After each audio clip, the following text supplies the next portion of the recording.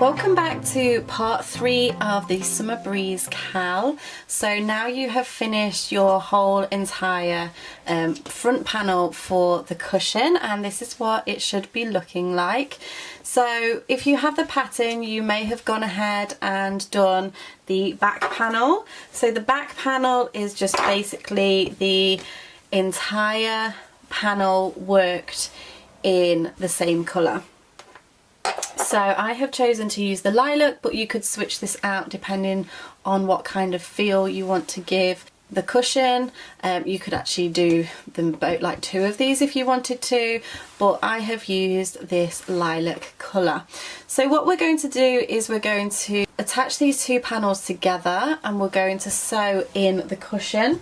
So I have this one here. I will leave a link in the description box below because this one is slightly smaller than other cushions, and this is an absolutely perfect size for this this cushion. So make sure that you check that out in the blog post. And then what we're going to do is attach them and add a border.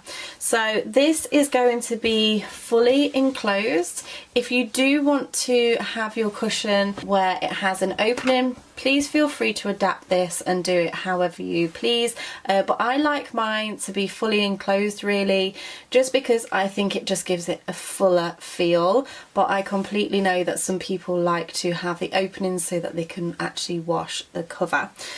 So what you want to do is have your wrong sides facing. So you've got the right side of the cushion facing outwards basically, and that is how we're going to work. And you're also going to have the right side of the front panel facing towards you, and that's important because it makes a difference to how the stitches look when you start to sew these together. So once you're happy with this placement, I'm going to go ahead and take my border colour. So the pattern is written that the border colour is the same as the back panel, but of course you can do whichever you like. But the pattern and yarn amounts are calculated that you are using the same colour as the back panel. So go ahead and attach into the corner. And what you're going to do is simply a double crochet all the way around your 3 sides. So if we're starting along the edge here, you're going to double crochet around all of the sides, and you're going to do this into the posts of the stitch. You just want to basically make sure that these are even all the way around. I would count the amount that you're doing along the sides because it can be easier to lose track. Because the tops and the bottoms, you're going into the tops of the stitch, so they will be nice and even. So you want to make sure that you're counting along, as you're going along, how many stitches you're doing in the side so that both of the sides can match. And you're just basically wanting to go around the posts of the stitch as you're working your double crochets. So I'm going to work my way along this side, and I'm going to meet you when I get to the corner, so I will show you what I do in the corners, but that is what your stitches should be looking like as you're working along your edge. So I'll meet you back in just a second when I get to the corner. Okay, so I have just worked my way all along this edge. I have just done 1 stitch in the corner, and all you're going to do for the corners is just do an additional stitch in that corner, and then turn your work, and then you'll be working along the top end. So for this top edge, you just want to be working into each of the corresponding stitches of the panels. So you'll just work into the top of each stitch all the way along. So you're going to do 1 double crochet in each stitch, joining both of the panels together along the top, 2 stitches in the corner, and then you're going to go along the side panel again.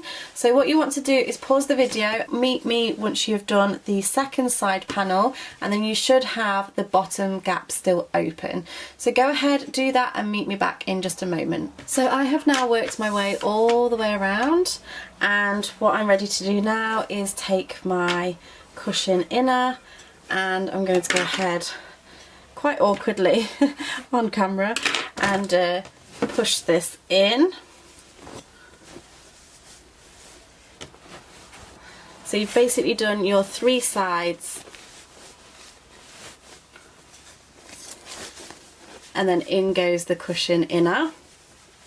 Once that's in and you've pushed it into the corners all the way, you then want to go ahead and just start to sew up that last edge.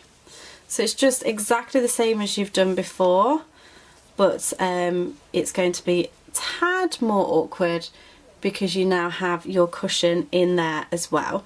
So go ahead and do that last edge and meet me back once you're ready. Okay, so I am now just at the last stitch, and what you want to do here is slip stitch into the first stitch to join this row. Now what you're going to do is you're going to chain 1, and we're going to do the crab stitch. So this is reversed double crochet. What you want to do is you want to pull your hook back and go into the stitch prior to what you've just been in. Yarn over and pull through, and you'll have 2 loops on your hook, and then yarn over and pull through 2. Now the only thing you're going to do different in the corner is do that reverse double crochet and chain 2 and do another reverse double crochet into that same corner stitch, and it just kind of neatens out the edge. This is slightly awkward for me with the camera, but you're going to then do exactly the same thing. So go to the next stitch before, yarn over, pull through, and then yarn over, pull through 2, and then go to the stitch before that, yarn over, pull through, yarn over, pull through 2, and the one just before that. And you're just going to do this all of the way round. And what this does is it just kind of creates this really beautiful corded feel all the way around your edge, which is exactly the look that I was going for. So that is what you're going to do all the way around for your last row. Don't forget, in the corners you're going to do a reverse double crochet, chain 2, reverse double crochet. So do that and meet me back once you're ready, and we'll finish off. Okay, so I have now worked my way all the way around, and what I'm going to do is slip stitch into the first stitch, and I'm going to chain 1 and snip off my yarn, and then what I'm going to do from here is sew in that end. So I'm going to use the same technique as I always do, so the rule of 3. So about an inch one way, pull it, go back the opposite way and pull it through, and then go back the opposite way and pull it through.